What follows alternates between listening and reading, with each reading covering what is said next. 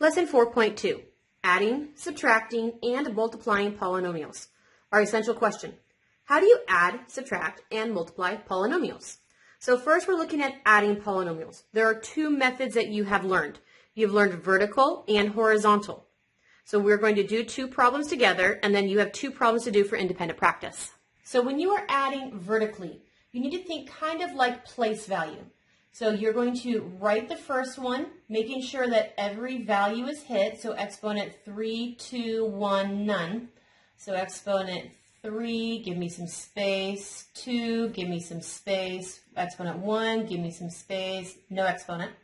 And now I'm supposed to add this next one to it, and you're going to line it up underneath so that thirds go under thirds. Exponent 2's go under exponent 2's. So this is an x to the third.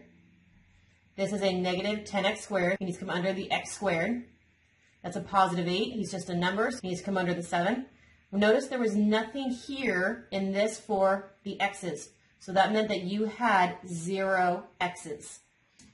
So I am supposed to now come through, and I'm supposed to add all of these together because we are adding. So you're going to add this, come up with an answer. Add this, come up with an answer. So if I had 3 of these x to the thirds, and I added one more x to the third, you ended up having 4 x to the thirds. If I had 2 x squareds, and I ended up adding a negative 10 x squareds, I left with a negative 8 x squareds. If I had a negative x, and I ended up having to add a positive 0x, I was left with a negative x. I had a negative 7, and I had to add this positive 8. I was left with a positive 1. So what is my final answer? You had a 4x to the third. You were then minusing the 8x squared, minusing the x, and then you were adding the 1. This is how you would solve it vertically. Let's go ahead and take a look at how you would have done this horizontally. You had this problem first, and now I'm being told that I'm supposed to add, so here's me now adding this entire next problem. So I had this first, so I had the 9y to the third plus 3y squared minus 2y plus 1, and now I'm told to add everything coming up in here.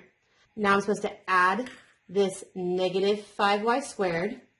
I'm supposed to add this positive y, and I'm now supposed to add this negative 4. I'm supposed to add everything coming up here. So now I added everything coming up in the next parenthesis. And remembering, you're supposed to combine like terms. So y to the thirds could only be combined with other y to the thirds. There aren't any y to the thirds, so it's just a 9y to the third. Y squareds are only supposed to go with y squareds.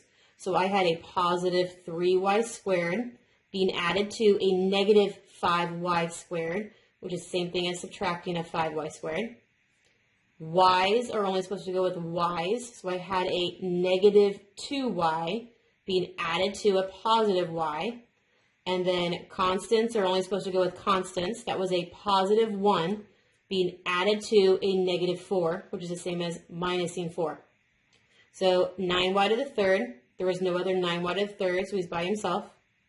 The y squares can only go with the y squareds, so we had 3 of them and subtracted 5 of them. I ended up subtracting a total of 2 of them.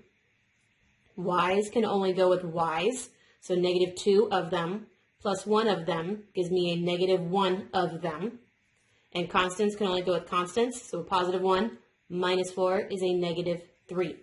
This is how you would have solved the same exact type of problem horizontally instead. There are 2 problems left on the page for independent practice. Please solve those 2 problems on your own.